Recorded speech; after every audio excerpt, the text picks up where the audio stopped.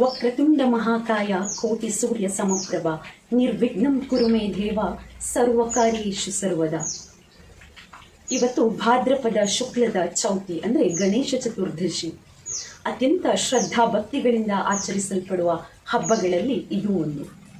ವಿದ್ಯೆ ಮತ್ತು ಜ್ಞಾನದ ಅಧಿಪತಿ, ಸಂಪತ್ತು ಮತ್ತು ಅದೃಷ್ಟದ ಅಧಿನಾಯಕನಾದ ವಿಘ್ನ ವಿನಾಶಕ ಶ್ರೀ ವಿನಾಯಕನ ಜನನವನ್ನು ಸಾರುವ ಹಬ್ಬ.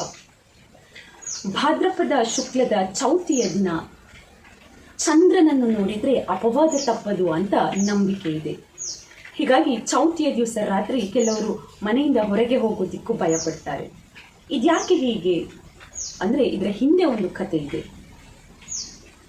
ಗಣೇಶ ಚೌತಿಯ ದಿನ ಎಲ್ಲರ ಮನೆಯಲ್ಲೂ ಅನೇಕ ಭಕ್ಷ್ಯಗಳನ್ನು ತಿಂಡಿ ತಿನಿಸುಗಳನ್ನು ಸೇವಿಸಿ ತನ್ನ ವಾಹನ ಇಲಿಯನ್ನೇರಿ ಹೋಗ್ತಾ ಇರ್ತಾನೆ.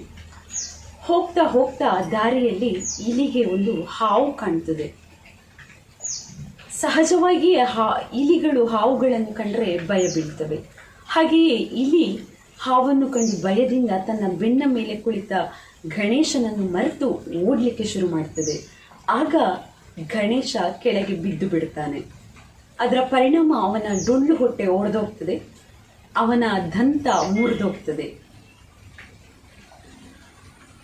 ಗಣೇಶ ತನ್ನ ಹೊಟ್ಟೆ ಒಡೆದೋಗಿ ಬಿದ್ದಿರುವಂಥ ತಿಂಡಿ ತಿನಿಸುಗಳನ್ನೆಲ್ಲ ಪುನಃ ತುಂಬಿಕೊಳ್ತಾನೆ.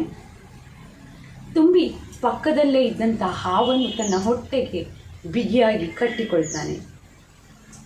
ಮತ್ತೆ ಗಣೇಶ ಇಲಿಯನ್ನೇರಿ ಅವನ ಪಯಣವನ್ನು ಶುರು ಮಾಡ್ತಾನೆ.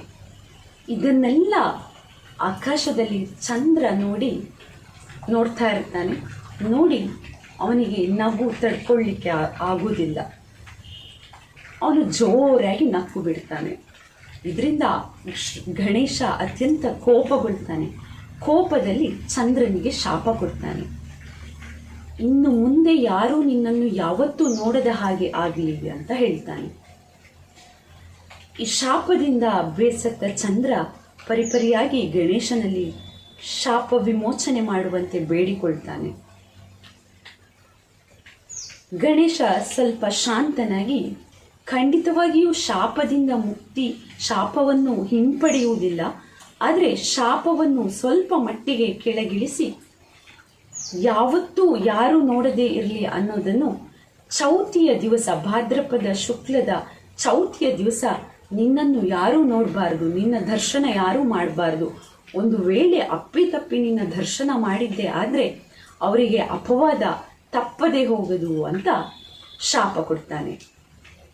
ಹಾಗಾಗಿ ಚೌತಿಯ ದಿವಸ ಯಾರೆಲ್ಲ ಚಂದ್ರನ ದರ್ಶನ ಮಾಡ್ತಾರೋ ಅಂಥವರಿಗೆ ಅಪವಾದ ತಪ್ಪದು ಅಂತ ಇವತ್ತಿನವರೆಗೂ ನಂಬಿಕೆ. ವೇಳೆ ಅಪ್ಪಿತಪ್ಪಿ ಚೌತಿಯ ಚಂದ್ರನನ್ನು ನೋಡಿದರೆ ಅದಕ್ಕೆ ಪರಿಹಾರವನ್ನು ಸಹ ಗಣೇಶನೇ ಸೂಚಿಸಿದ್ದಾನೆ. ಶಮಂತಕಮಣಿಯ ಕಥೆಯನ್ನು ಕೇಳಿದರೆ ಅಪವಾದ ಕಾಡುವುದಿಲ್ಲ ಅಂತ ಭರವಸೆಯನ್ನು ಗಣೇಶನೇ ಕೊಟ್ಟಿದ್ದಾನಂತೆ. ಬಹಳ ಹಿಂದೆ ಸತ್ರಾರ್ಜಿತ ಅನ್ನುವ ಒಬ್ಬ ರಾಜ ಇದ್ದ. ಅವನು ತಪಸ್ಸು ಮಾಡಿ ಸೂರ್ಯನಿಂದ ಶಮಂತಕಮಣಿಯನ್ನು ವರವಾಗಿ ಪಡೆದಿದ್ದ. ಈ ವಿಷಯವನ್ನು ತಿಳಿದಂಥ ಕೃಷ್ಣ ಸತ್ರಾರ್ಜಿತನಲ್ಲಿ ಕೇಳ್ತಾನೆ, ಈ ಶಮಂತಕಮಣಿ ನಿನ್ನ ಜೊತೆ ಇರುವುದು ಕ್ಷೇಮ ಅಲ್ಲ, ಅದನ್ನು ನನಗೆ ಕೊಡು ಅಂತ. ಅದನ್ನು ಸತ್ರಾರ್ಜಿತ ನಿರಾಕರಿಸ್ತಾನೆ. ಒಮ್ಮೆ ಶ್ರೀಕೃಷ್ಣ ಮತ್ತು ಸತ್ರಾರ್ಜಿತನ ತಮ್ಮ ಪ್ರಸೇನಜಿತ ಇಬ್ಬರು ಕಾಡಿಗೆ ಹೋಗ್ತಾರೆ. ಕಾಡಿಗೆ ಹೋಗುವ ಸಂದರ್ಭದಲ್ಲಿ ಪ್ರಸೇನಜಿತ ತನ್ನ ಕೊರಳಲ್ಲಿ ಶಮಂತಕಮಣಿಯನ್ನು ಧರಿಸಿರ್ತಾನೆ. ಕಾಡಿಗೆ ಹೋಗ್ತಾ ಹೋಗ್ತಾ ಇಬ್ಬರು ಬೇರೆ ಬೇರೆ ದಾರಿಯನ್ನು ಹಿಡಿತಾರೆ, ಕೃಷ್ಣ ಮತ್ತು ಪ್ರಸೇನಜಿತ.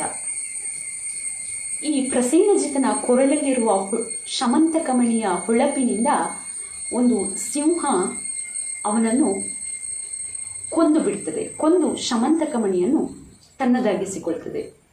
ಅದನ್ನೆಲ್ಲ ಜಾಂಬವಂತ ಅನ್ನುವ ಒಂದು ಕರಡಿ ನೋಡ್ತಾ ಇರ್ತದೆ. ಅದು ಸಿಂಹದೊಂದಿಗೆ ಹೋರಾಡಿ ಆ ಶಮಂತಕಮಣಿಯನ್ನು ತೆಗೆದುಕೊಂಡು ತನ್ನ ಮನೆಗೆ ಹೋಗ್ತದೆ. ಇತ್ತ ಕಾಡಿಗೆ ಹೋದ ಪ್ರಸೇನಜಿತ ಬಾರದಿರುವುದನ್ನು ಸತ್ರಾರ್ಜಿತ ಕಾಯ್ತಾ ಇರ್ತಾನೆ ಮತ್ತು ಶಮಂತಕಮಣಿಯ ಆಸೆಗೆ ಕೃಷ್ಣನೇ ಇವನನ್ನು ಕೊಂದಿದ್ದಾನೆ ಅನ್ನುವ ಅಪವಾದವನ್ನು ಕೃಷ್ಣನ ಮೇಲೆ ಹೊರಿಸಿ ಅದನ್ನು ಪ್ರಚಾರ ಮಾಡ್ತಾನೆ.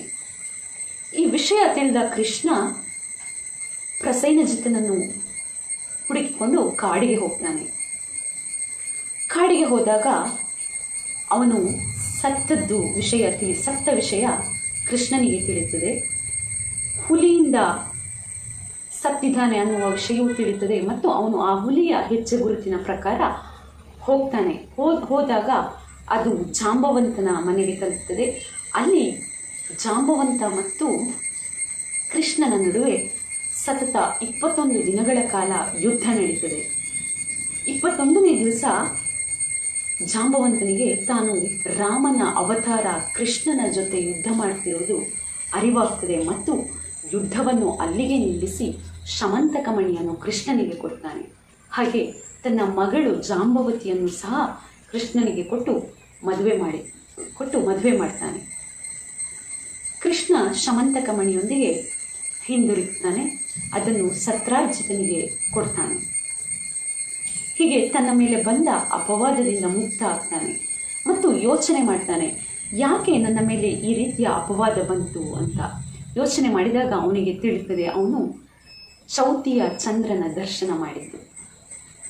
ಹಾಗಾಗಿ ಯಾರೆಲ್ಲ ಇವತ್ತು ಅಪ್ಪಿತಪ್ಪಿ ಚಂದ್ರನ ದರ್ಶನ ಮಾಡ್ತಿರೋ